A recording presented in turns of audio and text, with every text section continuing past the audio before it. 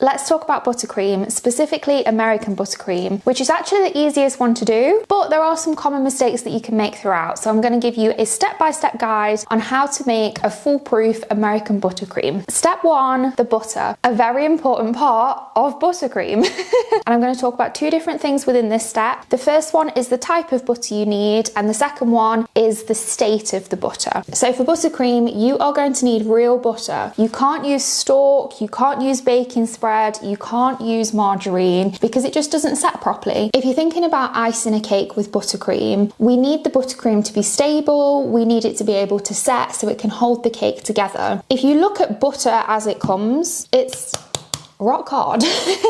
If you look at margarine or baking spread or stork, for example, it comes in a tub because it's soft. And then if you think about that setting, it just won't set properly if it's margarine, stork, baking spread. But if you use real butter, it is going to set solid. So the first thing you need to do is get some real butter. Then it's about whether you want to choose unsalted or salted. I tend to go for unsalted because you can always add salt later down the line if you want to. But if you prefer salted, then go for it. Second thing is the state of the butter. And this is one of the key things when making your buttercream. So I'm going to do like a bit of a Goldilocks experiment with the different butters that we've got. So the first one that I've got here is buttercream that is too soft. And as you can see, it's greasy, oily, it just completely smushes under your hand. That really doesn't feel very nice.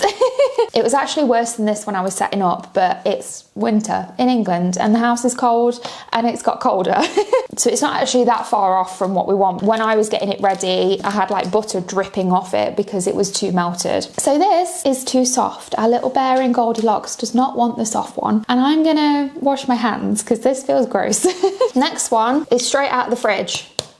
Rock hard. You are not going to get very far if you use a butter that is straight out of the fridge. If you imagine trying to mix this, it's not really going to do anything. I mean, that's me putting a lot of, well, I'll say a lot of pressure, I'm weak.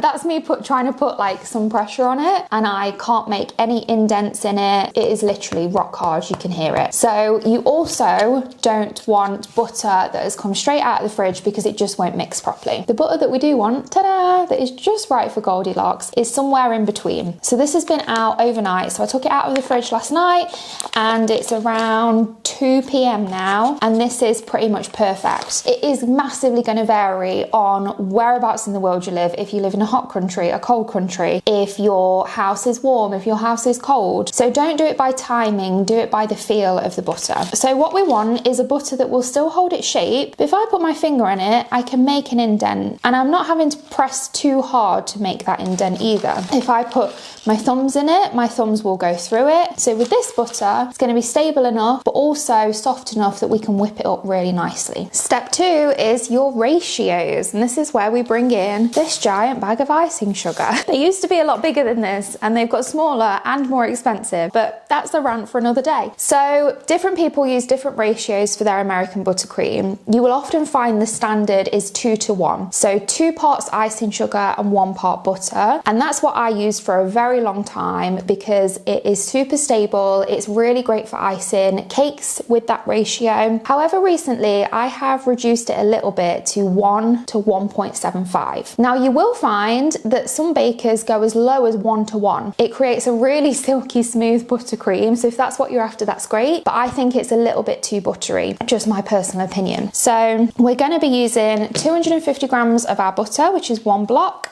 and then 437 grams of icing sugar, or there or thereabouts. And that is the ratio that I prefer. However, have a play around with your ratios as you get more into baking and more into making buttercream. You might find that you prefer a lower ratio where it's more buttery and silkier, or you might find that you want to use the typical 2:1 because that is really great and stable for icing cakes. Step 3 is making it, but I just want to touch on the equipment that you'll need first. I would heavily recommend investing in an electric hand mixer or a stand mixer. I appreciate appreciate KitchenAids are way expensive. You do not need a KitchenAid to make buttercream. You can use an electric hand mixer, and that's what I used to use for years and years, and it's perfectly fine. This is going to take a long time in a stand mixer or an electric hand mixer. I cannot imagine how long it would take doing it by hand, and you're probably not going to get as great results if you do it by hand. And I'm surprised if your arms don't drop off if you try doing it by hand. For context, we're probably going to be mixing this butter for around 5 to 10 minutes in a stand mixer on about medium speed. I would highly recommend getting some form of electric mixer if you can. Okay, let's get on to making it. So we'll move these butters out the way because we don't need them. Stand mixer, I've got a paddle attachment. You can also use the attachments that have got the rubber on as well. Now with your butter, because it's soft, you really don't actually need to chop it up, but I like to just to give it a bit of a head start and pop it into our stand mixer. And then, like I said, we're going to mix this for a really long time, and you will see how the butter transforms as you mix it. So as you can see now, it's very yellow in colour. It's going to get very pale as we mix it further and further on. I tend to mix it more towards the 10-minute mark. Again though, this is going to depend on how soft your butter is, the temperature of the kitchen or the room that you're making it in. So you just want to keep an eye on it. You can't go too far wrong with mixing the butter. It's quite hard to over mix the butter, but you can definitely under mix it. So we're looking for it to change in colour, and it should get lovely and silky smooth.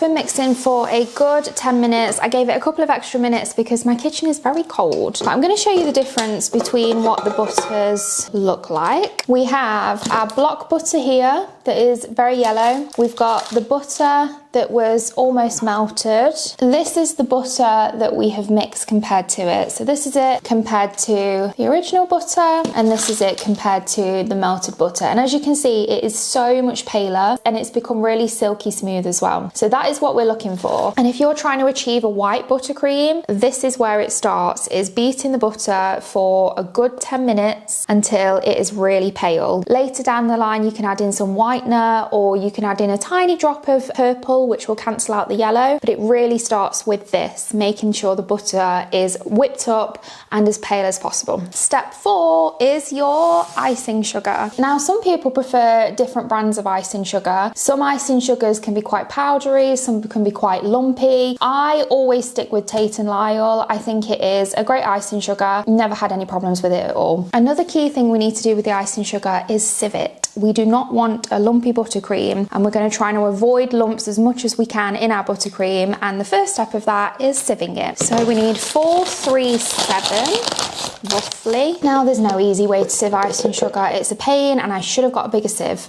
So I tend to go in just with my spoon to kind of loosen it up and get some passing through the bottom. It's going everywhere. Why didn't I use a bigger sieve? Hang on, let's start this again.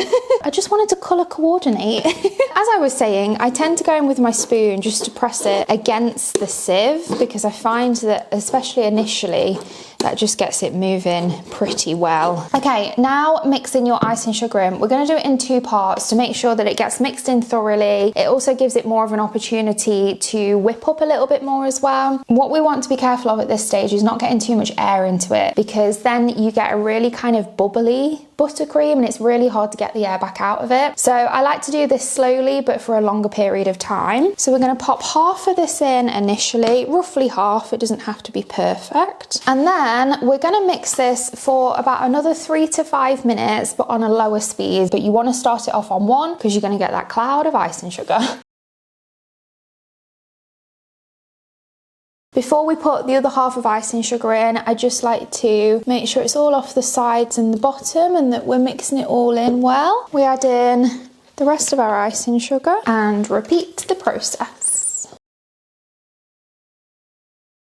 That is all mixed together, and what you will find now is it's really stiff and not really very workable, which leads us on to step 5. I think it's step 5, which is adding our liquids in, adding any flavourings in, any extras that you want to add in. That is where we're going to do it now. So with all buttercreams, you are going to want to add either milk or cream into it. I tend to stick with whole milk. You can use semi-skimmed milk if you want to, but whole milk's just a little bit creamier. You can even use double cream cream if you want to make it extra creamy, but I don't really feel the need. I'm going to make this a vanilla one, so I'm also going to add in some vanilla. However, you can add chocolate into this, cocoa powder, different spreads like Biscoff spread, Nutella for example. Depending on what you're adding in though, depends on when you add it to the buttercream. For something as simple as vanilla buttercream, I would add in the milk and the vanilla at the same time because they're both liquids. If I was using a spread, for example, I would add in the spread in first, mix that all together, and then I'd add the milk in afterwards. And the reason that I do that is because you might want to adjust the amount of milk that you use based on what the consistency is like once you've added the spread in. But because we are using vanilla, I'm going to add it in at the same time. So for this recipe, I'm going to add in 3 tablespoons of milk to start with. And then where the milk is, you just want to aim your vanilla. And I usually add in about a teaspoon of vanilla. And then we're going to mix this really slowly because we don't want to add much air into it. So just on number 1 or 2 for a couple of minutes until it is all combined. So as you can see, that has literally transformed the consistency of our buttercream into something that we can actually work with now. The way I like to test buttercream to see if I need any more milk in or not is to pop it on the side of the bowl and see how it behaves. So I will grab a big dollop of my buttercream and put it on the side of the bowl and I'll see what happens to it. I like a buttercream that is obviously stable and will hold its state, but I like it as creamy as possible. There's kind of a fine balance to make. If you make it too creamy, too milky, it's going to be quite sloppy and it will just slide around. You can use a buttercream that is more stiff if you want to, but I just like it as creamy as I can get it without compromising the stability of it. For me, this is a little bit too stiff because it's not really going anywhere. It's slid down ever so slightly, but it's a little bit too stiff. So I'm just going to pop all of that back in and then I'm going to add 1 more tablespoon of milk and then mix this again very slowly on a very low speed. Already this feels a little bit better. Just grab a dollop of it and see what happens. So can you see how that is sliding down really nicely? So it's still holding its shape, it's not falling down completely, but if I just pop it on here, it just slides down the bowl very gently. That's what we're after. We want a buttercream that is silky, got a bit of movement to it. We don't want it too loose and we don't want it too stiff. And that is how you make a super smooth, silky American buttercream. Super easy to make, and I hope you've enjoyed this step-by-step guide. If you have, please don't forget to like and subscribe, and I'll see you next week for another video. Thanks for watching. Bye.